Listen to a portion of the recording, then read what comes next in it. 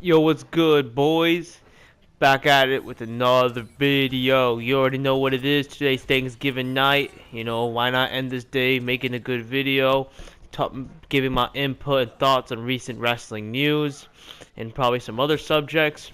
Anyway, just pick out some random Overwatch gameplay. You know, I don't have a lot of gameplay in my PlayStation because I always had to delete space for some other games, because my PlayStation can't store nothing. Well, at least PlayStation in general. And a lot of the consoles can't really store any space. I mean, my PlayStation 3 doesn't have issues like this, but my PlayStation does. PlayStation 4, I could never pack that many games. I always had to delete games. I even deleted Destiny. Not Destiny 2, but Destiny 1, because I don't see myself playing it for a while. I mean, I might want to play it just for the memories, because I have to admit, you know, Destiny 1 was an awesome game.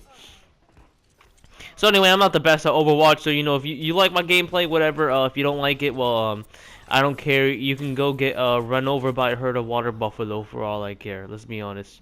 Anyway, I allow Professor Lethal Brawler to speak on what happened recently in WWE. I know I'm a bit late, but I just want to get my thoughts on James Ellsworth being fired. I know WWE, they usually have these waves of firing people, you know, several people. A lot of these people are people that I don't really care that they fired, because a lot of these people aren't really doing anything. But it's like, you know, like they released Summer Rae, which they could have actually done something with Summer Rae. You know, she was really good looking and stuff. And, you know,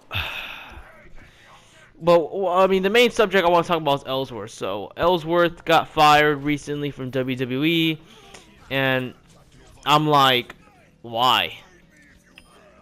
I know the company of WWE isn't in their brightest peak and everything, and there's not much they could do with Ellsworth, and everybody hated him basically.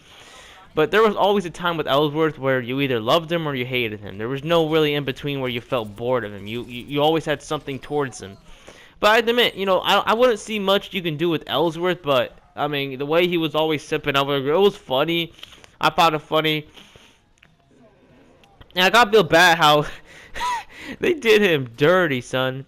They literally put him in a match against Becky Lynch, a woman, and they made him get beat up by women and betrayed by Carmella, even though he got he got Carmella the briefcase, and Carmella like betrayed him like that. And then they fire him. I think they did him kind of dirty at the end. You know, Ellsworth is a family man. I know he has kids and all that. I think he has a wife. Yeah, I know, you know. And you know, he was always like, they always did him dirty in the script. You know, even JBL, they will always call. I mean, I think Ellsworth was cool with it. He was used to it. You know, I like that. You know, he wasn't really. I don't think he was triggered by all the mean things the people would say and how the scripts put it out. Like, he was portrayed as like the most ugliest guy on earth. You know, and how JBL. I mean, he's gone. I like JBL, but you know, he gone now pretty much, and he used to really go in on Ellsworth. You know, I know JBL, I mean, enjoyed that bullying, you know, because JBL is known to be a bully. And I know he loved ripping up Ellsworth. So did a lot of other commentators and people, like Corey Graves, I think, used to do it. But it's kind of like, Ellsworth, I really liked Ellsworth. Like, I don't know about the end of his career, where, like, before, like, Ellsworth still has a legacy in my book. You know, he was supposed to be like a little, he was supposed to be a jobber, and then he became popular with his quote, took on Braun Strowman, and what was it? Oh yeah, and then he became a hit, and people loved him for a while. You know, he took on AJ Styles, beat AJ Styles, was cool with Dean Ambrose, and so on and so forth. And I really, like, when I got back into WWE, I really liked Ellsworth. Like, I thought he was entertaining. He gave me some good laughs. It made my day. And I thought it was funny how, you know, he used to get, like, how he used to beef with the girls and have beef with Becky and people like that. You know, I thought that was really funny. So I am kind of disappointed that WWE had to, like, you know, how they released him. They did him dirty. They got him beat up by girls, betrayed, backstabbed. Oh, let me lower the volume to this music. Pretty nice music, man. West Coast classics. You know, I don't listen to a whole lot of rap, but West Coast classics are definitely a type of flow I like to listen to every once in a while. And also about Ellsworth,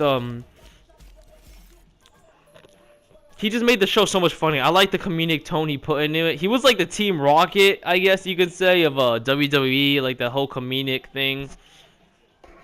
You know, they will get annoying. He would get annoying. He didn't get annoying to me that much. I never really got bored by him. He was funny. His promos, I always liked him. All right, I don't know. A lot of people hated him, but I don't think WWE should have fired him. They could have done something else with him. They could have found something for him. Maybe bring him to Raw, make him do something. Work with guys, I guess. I don't know. He should be some, or maybe like put him in some type of authority place. I mean, but you know, I guess he's gonna have some luck in the indie scene, which I'm not a fan of. I don't look at indies. I don't look at New Japan. I don't watch Ring of Honor. I don't watch any of the indie shows. But Ellsworth could probably get a spot there. I mean, I'm not gonna go all the way to watch indies for him. I mean, Alberto El Patron, as we should say. You know, he came to Impact, and I really liked Alberto El Patron. But like, I'm not gonna go switch to watching some trash. I'm not gonna, trash like TNA, just so I can see Patron perform, because TNA is ghetto, ghetto jobber trash. All right, let me talk about TNA real quick. I know, like the TNA WrestleMania type thing happened, and it's called Bound for Glory. So it was like TNA's WrestleMania is called Bound for Glory. Okay. And this one, I heard this one was boring. I mean, not boring, but I heard it was just crappy. It looked fake. It looked scripted. According to a review I saw on Impact Wrestling, the Bound for Glory, and they got these mindless fanboys talking about TNA's better. TNA is not better. I'm sorry. TNA, like, they can keep almost no wrestlers. Like, wrestlers are always coming and going, coming and going, and coming and going. Like, the wrestlers I remember, I know, like, a few wrestlers that are in TNA right now. I did not watch TNA. I know there's Johnny Impact. I'm pretty sure he's still there. Some guy named Eli Drake. Like, these people look like jokes. Johnny Impact, of course, Johnny Motion. What kind of name is that? Johnny Impact. I'm named after the company, Johnny Impact. Alberto El Patron, he's probably the coolest guy. Bobby Lashley, I guess. But they're so lame because they're TNA. You know what I'm saying? I can't see Alberto El Patron the same. I know he came out with a huge promo talking about the whole situation with Paige. I guess now it's Paige. And I know Paige returned in WWE, which I have not watched yet, so I don't want it to get spoiled. But I should see that soon.